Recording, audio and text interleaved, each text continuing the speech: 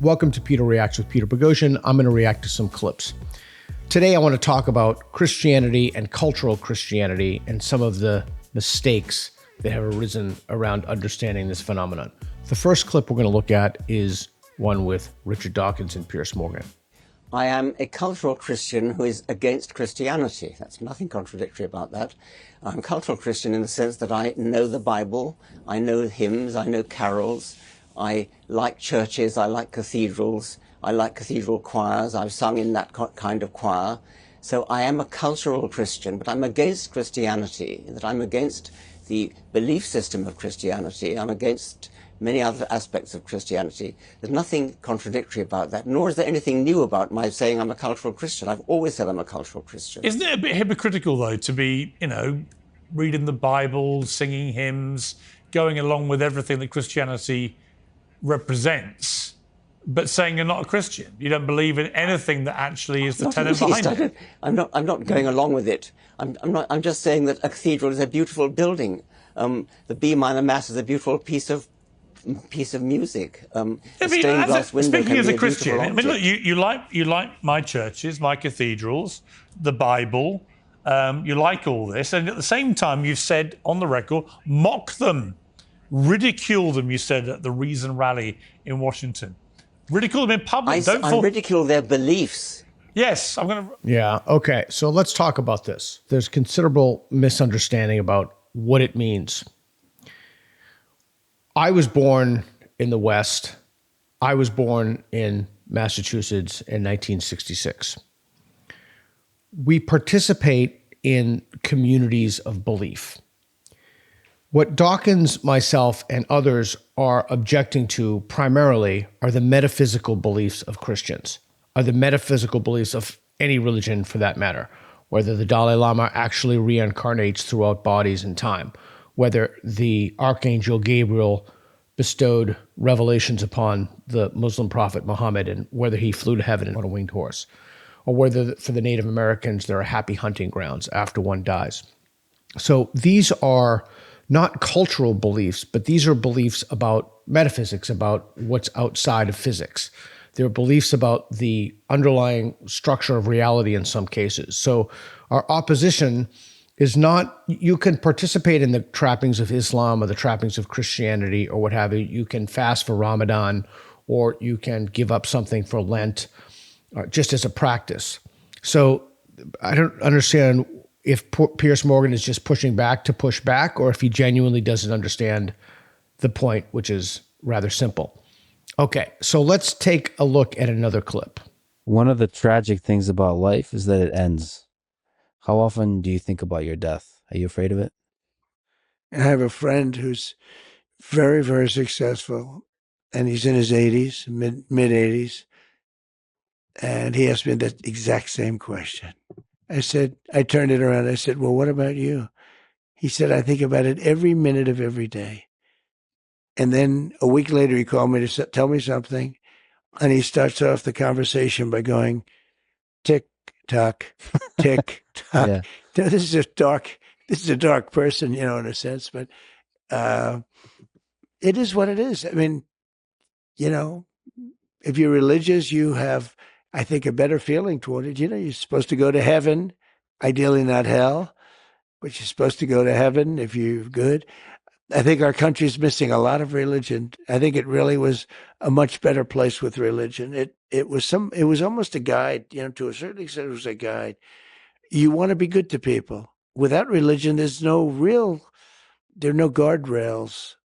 I'd love to see us get back to religion, more religion in this country. Okay, so there's so much to analyze in this clip, one could talk about it all day. So without religion, there are no guardrails. That's both true and false. One of the key things to think about is what guardrails ought one to govern one's life by, and ought to be embedded in social norms and institutions and practices and the broader culture, which should be normative in the society.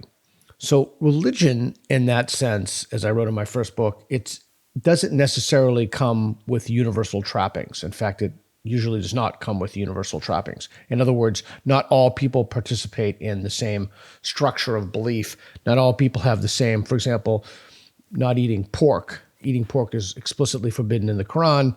Just incidentally, the pork was because people at the time were getting trichinosis. So there are governing principles that are different in each religion. Christianity has no prohibitions against eating pork, just as one example of which we may be more familiar. So when Trump says it's about guardrails, well, different societies have different guardrails, and the question is, what guardrails ought we to govern our societies by? Many Christians would tell you that you should look at the outcome for what you want to do. How do you want to govern a society? You should look at the consequences of the behavior as it's institutionalized and normative in the society.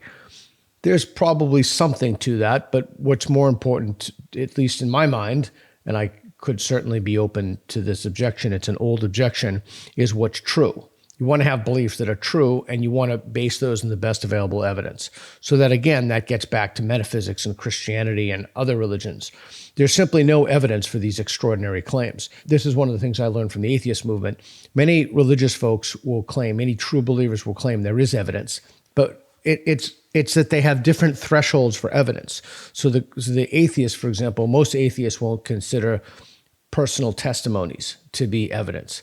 In the Tibetan Book of the Dead, there's the unequivocal testimony of yogins who claim to have died and re-entered the human womb consciously.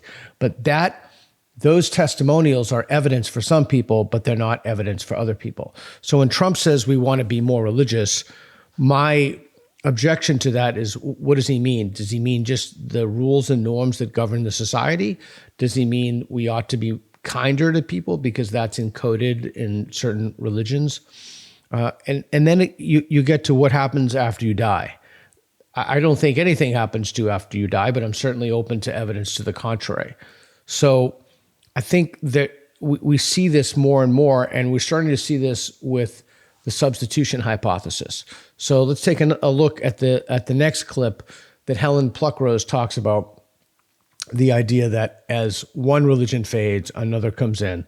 This is Helen Pluckrose on Andrew Doyle's show, Free Speech Nation, for GB News. Helen is a treasure. Welcome back to Free Speech Nation with me, Andrew Doyle.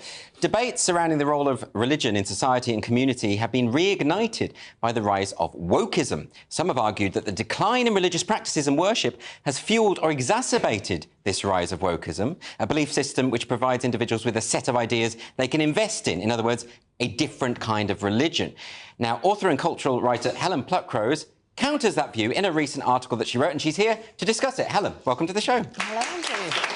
So, a lot of people have said this, that what they have perceived within wokeness is a kind of proselytizing, a kind of religious-like intolerance, a view that you're either with us or against us, excommunicating people for heresy or wrongthink. There seems to be a lot of parallels, and I myself am guilty of writing about these parallels. But is it the case, as many commentators claim, that the decline of Christianity in the West has left a kind of vacuum into which wokeism has emerged?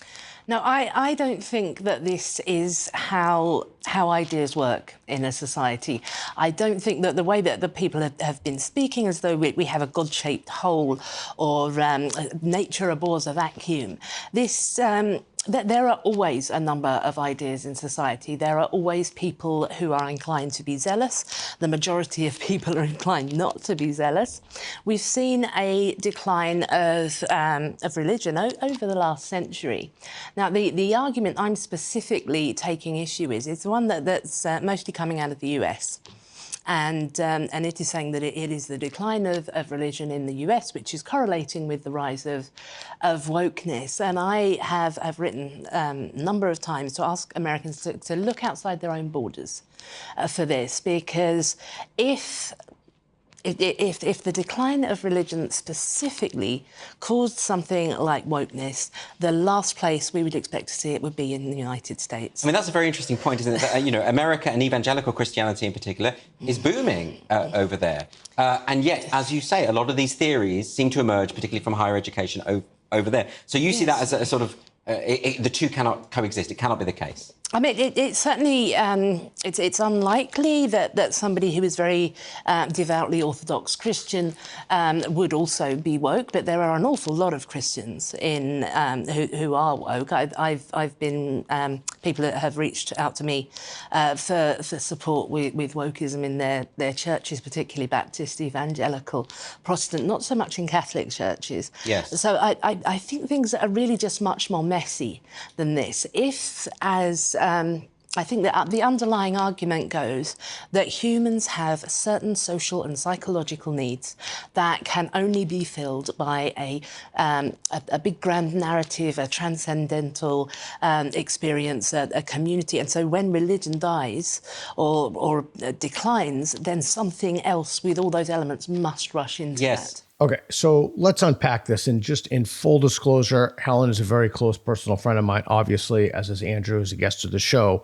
And we picked this clip because it's pertinent and because I think that they're both incredibly clear thinkers who have solid liberal credentials and a pedigree of thinking about things that's rather extensive and meticulous. Okay, so I don't think Helen is, or I don't know if Helen is correct here. So it's a substitution hypothesis, and I've been going around and asking a lot of people what they think. I don't know the answer. You could think about it, is there a God-shaped hole, and whatever comes in to substitute for that. So Helen is saying that because of high levels of religiosity, this is one of the things she's saying, because of high levels of religiosity in the United States, you would not think that wokeism would have arisen here and arisen as fiercely and has been as recalcitrant as it is.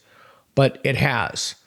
So if that's true, Helen is saying, then that casts doubt in the substitution hypothesis. However, wokeism, if you want to extend that, in 2014, James Lindsay and I wrote published an article, Privilege is the Original Sin. And we talked about wokeism as a religion and the difference, the parallels between original sin and privilege. So I want to take a look at another clip. This is from documentarian Travis Brown, who has the documentary Uncomfortable Truths. So we're playing this clip because I think that this is evidence against what Helen is arguing. I invite you to rise in body or spirit, and let us confess our faith today in the words of the Sparkle Creed. I believe in the non-binary God, whose pronouns are plural. I believe in Jesus Christ, their child, who wore a fabulous tunic and had 2 dads, and saw everyone as a sibling child of God. I believe in the rainbow spirit, who shatters our image of one white light and refracts it into a rainbow of gorgeous diversity. I believe in the Church of Everyday Saints, as numerous, creative, and resilient as patches on the AIDS quilt, whose feet are grounded in mud and whose eyes gaze at the stars in wonder. I believe in the calling to each of us that love is love is love. So, beloved, let us love. I believe, glorious God, help my unbelief. Amen. Okay, thanks again for Travis Brown, the documentarian, for that clip. We found that on his X feed. So this is clearly an example of a religion that's popped up within a religion. It has, as I wrote in my first book, parestetized, and Gad and others have written about this as well. It has parestetized the beliefs of religious believers. I love how it's paused on God help my unbelief. Think about that for a second. God help my unbelief, the belief in the non-binary. So if Helen is correct, we would not see, if her argument is correct, we would not see a lot of this, but yet we do see a lot of this. We see churches, religious organizations, institutions. It's not only secular institutions like the universities, the academies more broadly, of course, but secular institutions of every conceivable institution, the ACLU, SPLC, Scientific American is completely ideologically captured. It's a public disgrace. What was a once reputable intellectual periodical. So I don't think that argument is correct. So let's take a look at the substitution hypothesis. This is from Helen Pluckrose's blog on Colin Wright's Substack, and Colin's Substack is excellent. The substitution hypothesis coming overwhelmingly from the United States But if the decline of religion really did bring about wokeism, the last place we would expect it to arise is the United States. The US has a degree of religiosity much closer to that of Iran than the rest of the Anglosphere. When a country has the highest level of religiosity, all the wealthy countries, and the highest degree of wokeism, we can be pretty confident that the cause of wokeism is not the decline of religion. Unless, for example, the decline of religion caused the rise of wokeism, which then parasitized traditional or legacy religions. I think that's one way to think about the problem. Again, I don't know. I'm broadly, to borrow a turn of phrase that's apt here, I'm broadly agnostic on this. I don't know the answer to the question. I tend to think that Helen is correct. I tend to think that the substitution hypothesis is not true, but I don't know. And I've asked Dawkins and Shermer and others. You can watch those videos. Okay, so let's take a look at what we have here. There's no contradiction whatsoever between being a cultural, bracket, insert religion of your choice, close bracket, and not accepting the metaphysical dogma or the tenets of that religion. There's nothing contradictory about it. In fact, people do it all the time. Catholics, there's a phrase that my friend Faisal Al-Mutar uses, cafeteria Catholic. Others have used it as well, but you pick and choose. It's like you're on a conveyor belt, like one of those sushi conveyor belts, and you just pick what you want. You're at a cafeteria and you take what you want. Oh, I like this belief, but I don't like this belief. Oh, I accept, no sex before marriage or no birth control or what have you, but I don't want this belief, so I don't accept this belief. Okay. The consequence of the idea that you can still be a cultural Christian and not accept the metaphysical tenets of the belief is a rather interesting phenomenon. It's also interesting to me how many people just simply can't seem to fathom that. Like, you can go into a cathedral and you can like the cathedral or the architecture or what have you, but not buy into any of the beliefs. Okay. This causes people to think, wow, well, we've lost religion, we've lost something profound here, and we'd be better off if we got it back, as if that were univariate, as if that were the only explanation. I'm not a priori discounting that explanation, but I think it's worth thinking more deeply and more nuanced about this. There are many reasons why a society or a culture adopts the beliefs that it does. Finally, in terms of the substitution hypothesis, I tend to agree with Helen, but I don't really know. I'm not sure. I think that it's yet to be borne out. I think that there's so many factors and so many variables. I don't think that it's easy to reduce it to one specific variable, or it is easy to reduce it, but it's not easy to reduce it and have it as true. So, to clear up the confusion, there's nothing contradictory whatsoever about being a cultural Christian and and not thinking that there's enough evidence for certain precepts or tenets of Christianity and therefore not accepting them as true. All right, well, those were just 4 videos that I reacted to. If you like this series, let me know. I'll react to some more videos. I think that this is a particularly interesting topic, a topic of which there's considerable confusion, but there need not be any confusion.